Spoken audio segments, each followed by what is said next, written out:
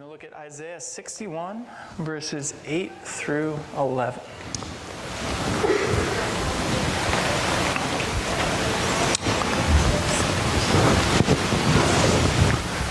They read as follows. For I, the Lord, love justice. I hate robbery and wrongdoing. I will faithfully reward my people for their suffering and make an everlasting covenant with them. Their descendants will be recognized and honored among the nations, and everyone will realize that they are a people the Lord has blessed. I am overwhelmed with joy in the Lord my God, for he has dressed me with the clothing of salvation and draped me in a robe of righteousness. I am like a bridegroom dressed for his wedding, or a bride with her jewels.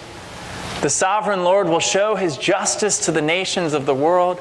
Everyone will praise him. His righteousness will be like a garden in early spring, with plants springing up everywhere. Let's pray. Most gracious Heavenly Father, we come to your word this morning, and we come reflecting on the Christmas season and the Christmas holiday that we've just come through. Father, we pray your blessing on our hearts and our minds, that your Spirit would move and direct our thoughts and feelings as you would have. Father, we pray this in your name. Amen. So a few weeks ago, I was baking Christmas cookies with one of the Bible study groups on campus. And there was a general, it's fun to bake together. There was a general feeling of goodwill. There was this kind of friendly chatter just all around the room. But there were several individuals not really included. So I thought, let's provide a little structure to this. Let's get everyone involved. So I quieted everyone down and asked a seasonal question to try to inspire some sort of communal conversation. I asked them, what is your favorite Christmas carol? And everyone, awkwardly quiet, they just stared at me. It was a terrible, awkward moment. Nobody was willing to speak up, and I heard someone mutter kind of under their breath. They said, there are just too many to choose from. So I encouraged them to share which ones they enjoyed. I said, don't overthink it. You don't have to pick out your favorite per se. Just what Christmas carols do you enjoy? And Lord bless her, one of the girls courageously piped up, and she offered that her favorite Christmas carol is definitely You're a Mean One, Mr. Grinch. So we had to clarify briefly what constitutes a Christmas carol.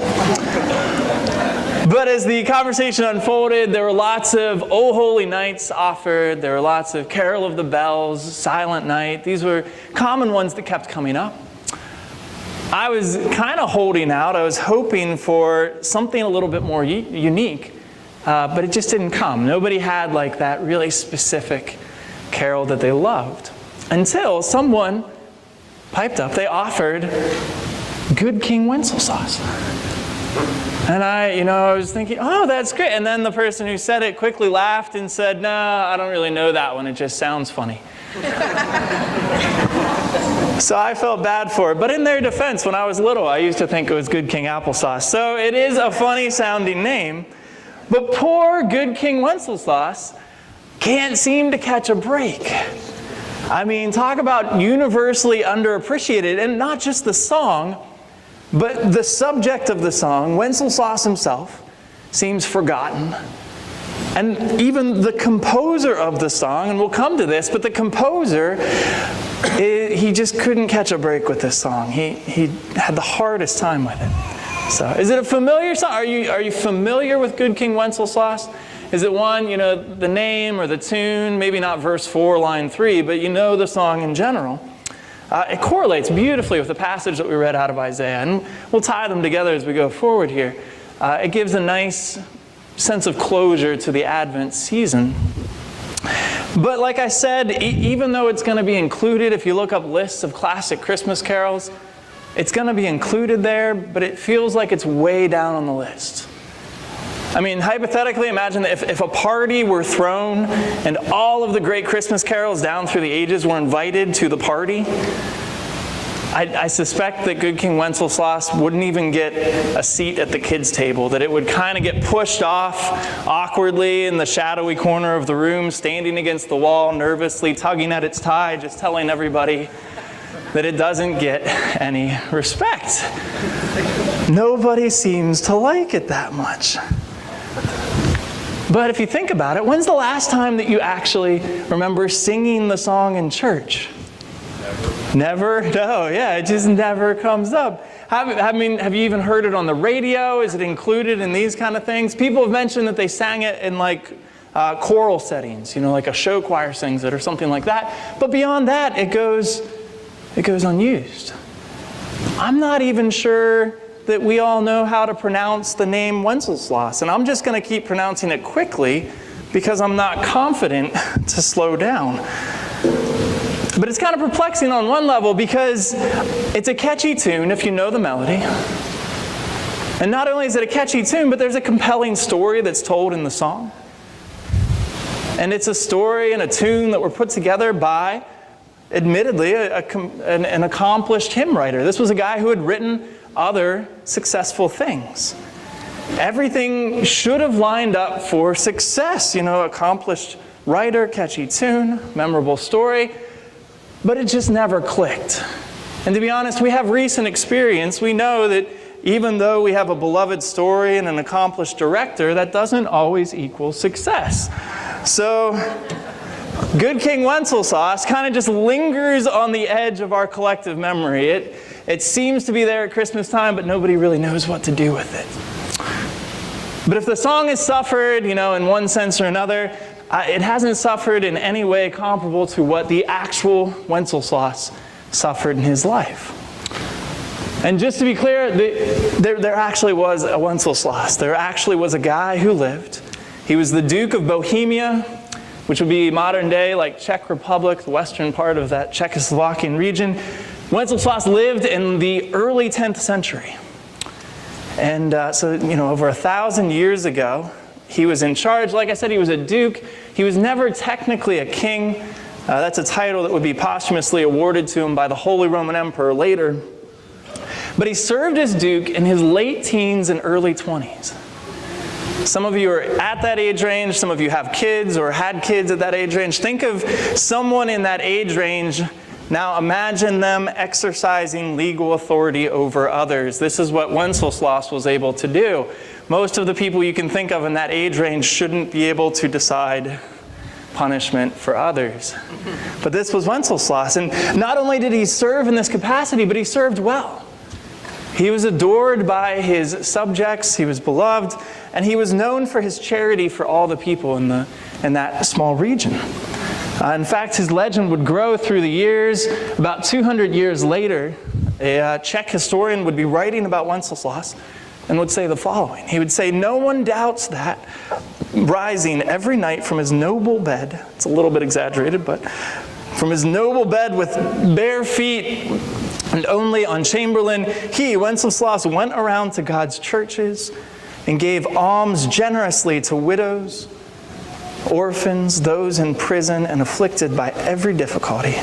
So much so that he was considered not a prince, but rather the father of all the wretched. So this was an admirable guy. And yet, tragically, sadly, his life was cut short. At the age of 22, he would be killed, assassinated by his envious younger brother, who was known as Boleslav the Cruel. Even Boleslav just sounds evil. He's got one of those bad guy names. But Boleslav the Cruel would assassinate Wenceslas to take power away from him. So his life ends tragically, it ends short, but he really was a flesh and blood man of the gospel. He would become a saint in the Roman Catholic Church not long after his death. But this guy was for real, and he's forgotten. We don't have any kind of real history of him. We don't know about him unless we look it up. But if Wenceslas's life was tragic and short and then forgotten, much the same could be said about the poor composer of the carol as well. John Mason Neal Now, Neil is better known for composing O Come, O Come, Emmanuel, Good Christian Men Rejoice, English compositions of these hymns. But in 1853, he offered up a brand new Christmas carol, Good King Wenceslas. And to do so, he used a popular 13th century tune. And you can see the Latin title on the screen there. But the tune that he used was The Time is Near for Flowering. And it was a traditional tune. It had been around for, 500 years, 600 years. And it was a tune that was associated with springtime. So people would hear it and they would think, spring.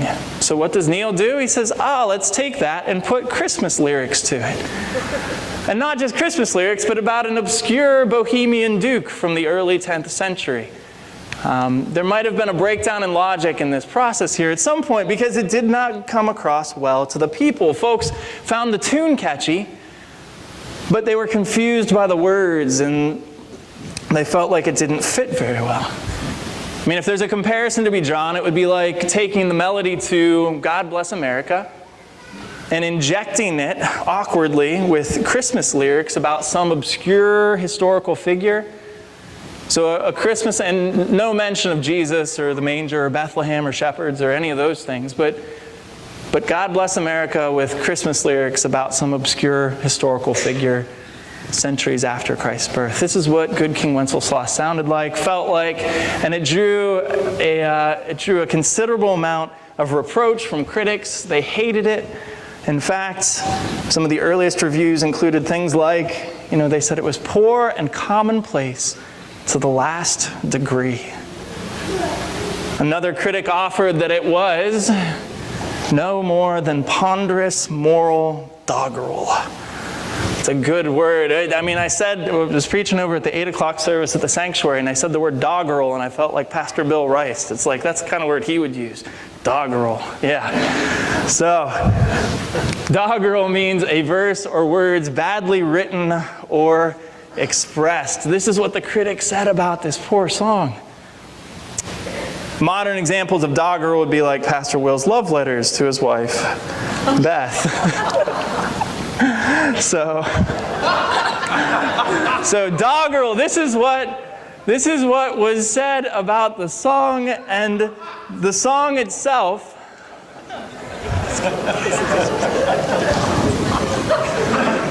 I guess I put a lot up there. That was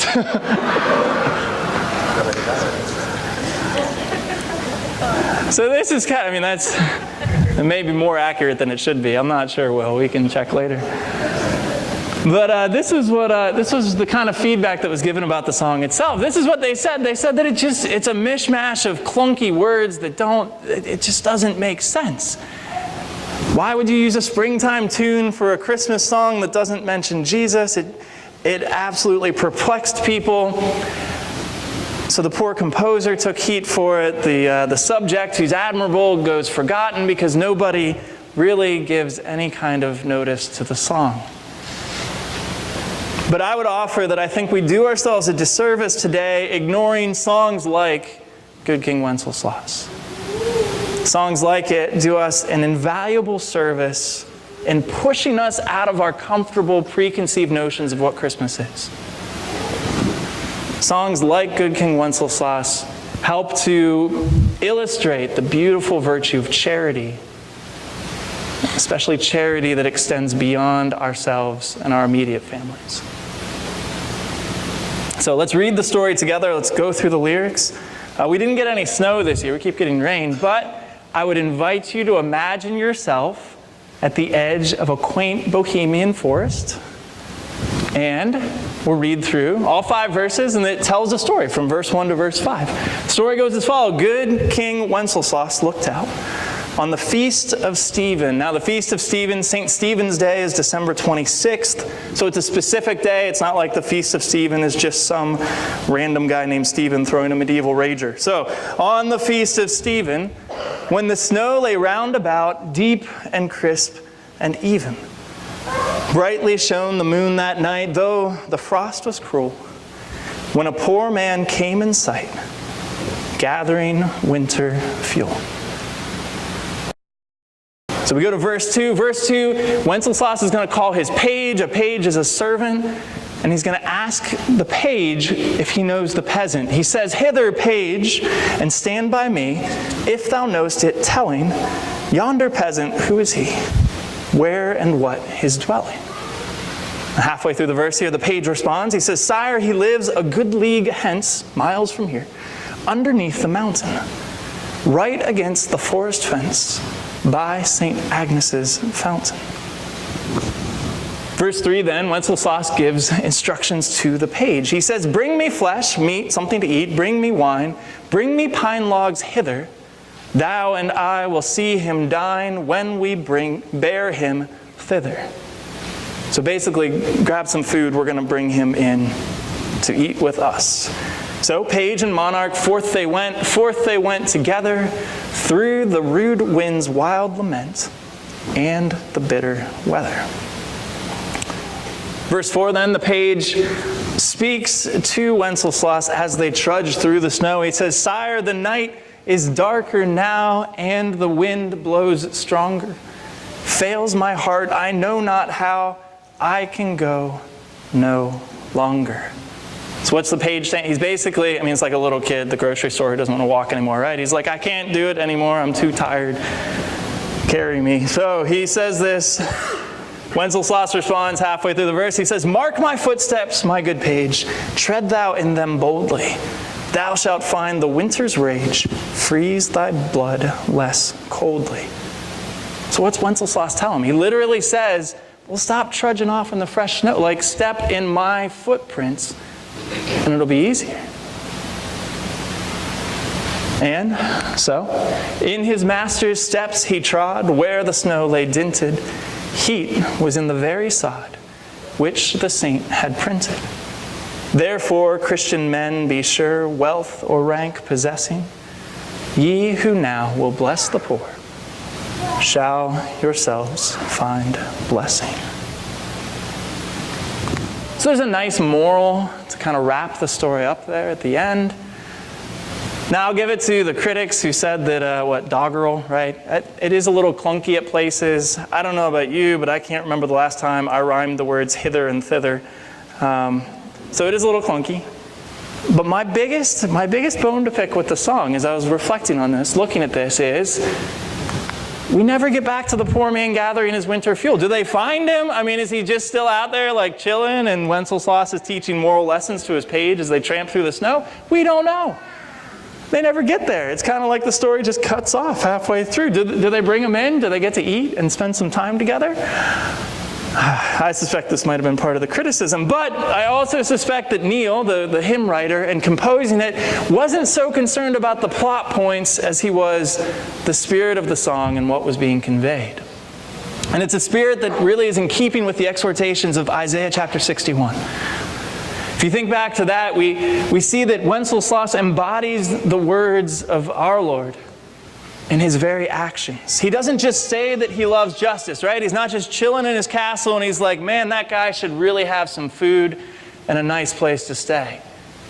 He doesn't just say it, he does something about it. And he doesn't just do something about it like, "Man, that guy should really have something to eat and somewhere to stay. Paige, come here. Dude, I got an assignment for you. Take all this stuff out to that guy." Right? He leads the way. He goes himself. And as the passage promises, the descendants will be recognized and honored among the nations, that whenever you're blessed and you're a blessing to others, that people will see that and recognize it. That's what's happened with Wenceslas. It's the only reason that his name is still known to us today, 1,000 years later, because of the admirable way in which he blessed the poor and the outcasts. And not only did he do this, but he seems to have done so cheerfully.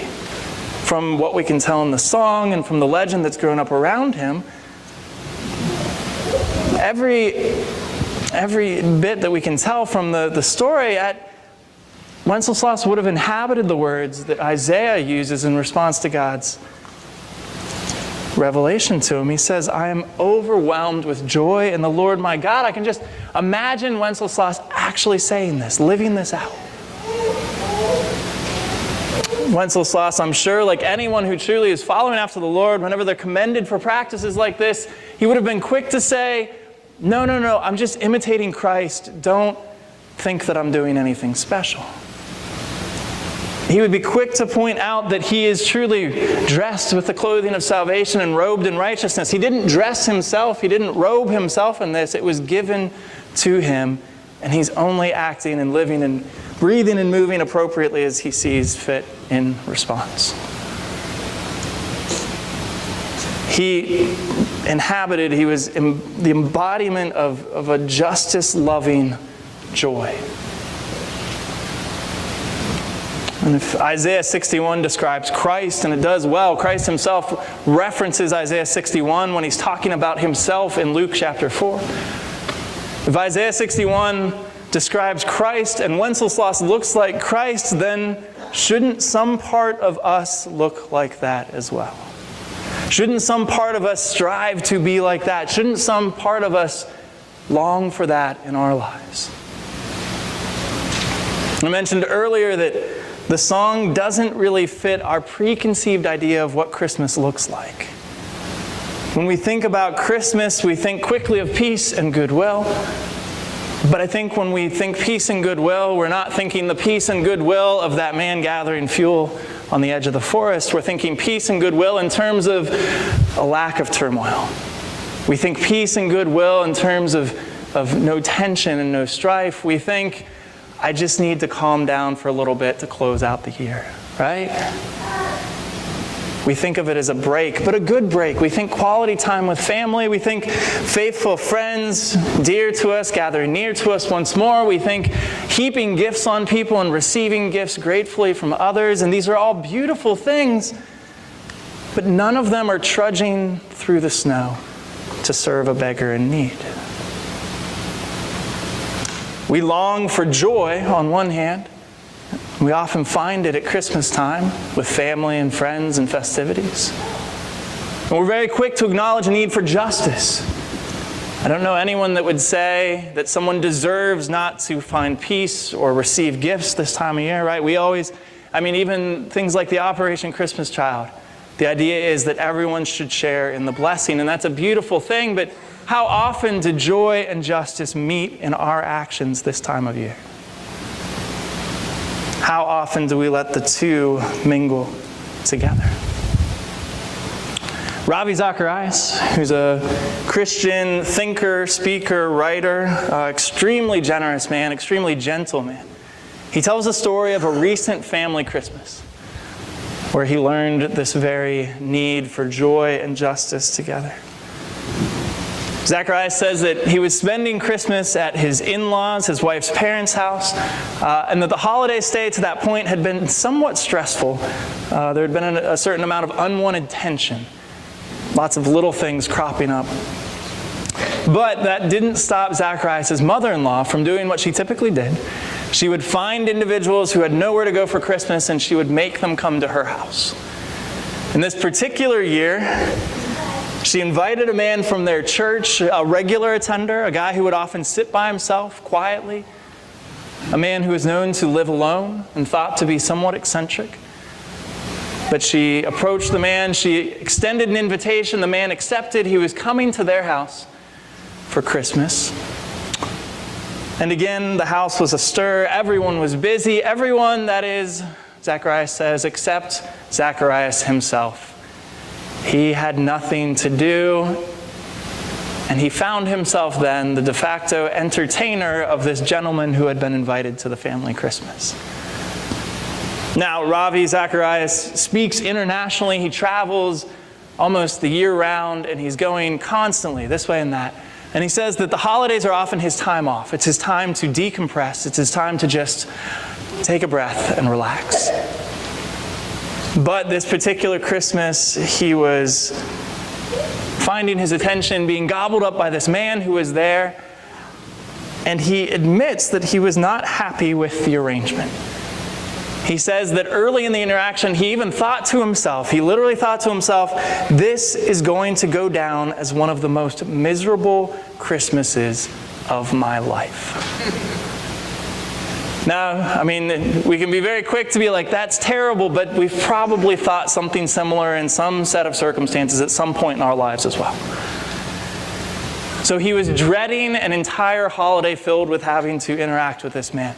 But he says that the man, the guest, loved every aspect of the day, that he would continue to comment on how wonderful it was to eat the meal with everyone, how wonderful it was to hear carols being played and sung, how wonderful to watch people open gifts, that every aspect of the day, the man he just drank it in. And the evening's winding down, and Zacharias says he found himself sitting and talking with the man, and the man insisted on talking about theology. Now, Zacharias does this for a living. He talks about theology. So it wasn't really a relaxing prospect for him to sit and talk theology with this man that he didn't know. Now, he did credit the man. He said the man was very well read, but the conversation just continued on, and Zacharias found himself irritated. He found himself begrudgingly continuing to engage in the conversation until the evening finally ends. Everyone starts to trickle out. He said he watched as this man went around and shook everyone's hand, thanking them for the day. And then finally the man came over to Zacharias. And shaking his hand, looking him in the eye, the man said to Ravi, he said, "Thank you for the best Christmas of my life. I will never forget it." And then the man left. Ravi said that within a few years, at a very young age, the man would pass away. But he said that night, as the man said this to him, as the man walked out that evening, he said instantly his heart sank. And it was all he could do to keep from crying as he tried to process the words that the man had shared, because he found himself so wrapped up in preserving his special feeling of peace, his special feeling of calm, that he almost completely missed the opportunity to extend even the smallest amount of love where it was needed. Zacharias was in the castle, saw someone in need, and didn't want to inconvenience himself to do anything about it.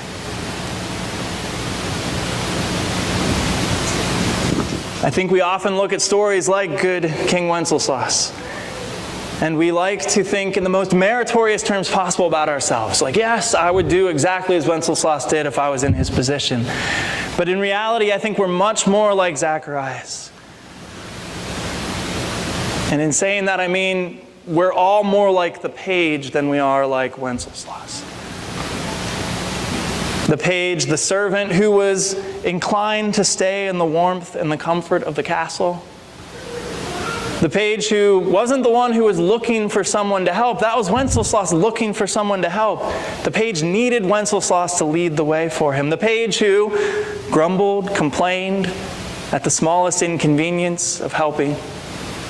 The page who ultimately needed to be able to step in the footprints of his master, to extend even the smallest grace at Christmas time. I think we're more like the page than we would realize sometimes. We're exactly like Zacharias, that we're irritated at the slightest inconvenience, and so often we miss the opportunity to extend Christ's love and grace when the opportunity is afforded. But that is the very essence of Christmas. Not just something that characterizes the time of year, but the very essence of the incarnation itself. Christ leaving the comfort and safety of heaven, identifying us in need, and not just saying, boy, they could really use some help, but coming himself to do something about it.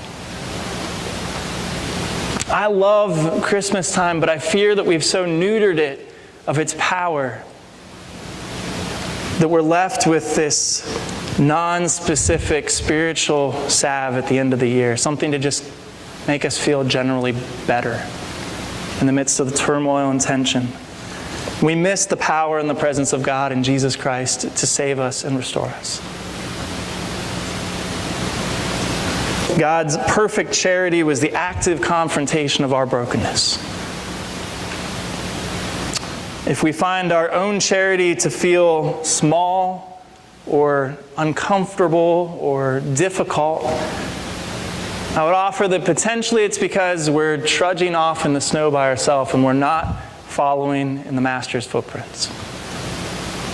We insist on doing things ourselves, our own way, And I think all too often we do it more to appease a guilty conscience than we do so because we're overwhelmed with joy. But our goal should be to be able to cry out with Isaiah, to cry out with Wenceslas, to say, I am overwhelmed with joy in my Lord and my God. The power and presence of God with us in Christ should be enough to inspire a joy that seeks the good of those around us. Otherwise, I don't think we really understand the power and presence of Christ with us. If we aren't finding that power, that presence, if we aren't finding that joy in our own lives, then we need to ask for it. We need to seek it by name. Don't settle for one day a year where tidings of comfort and joy are reserved exclusively for you. Rather, seek out the footprints of the one who longs to spread comfort and joy to everyone. Seek out the footprints of Christ himself and start following them every day. You'll be surprised where they lead you. Let's pray.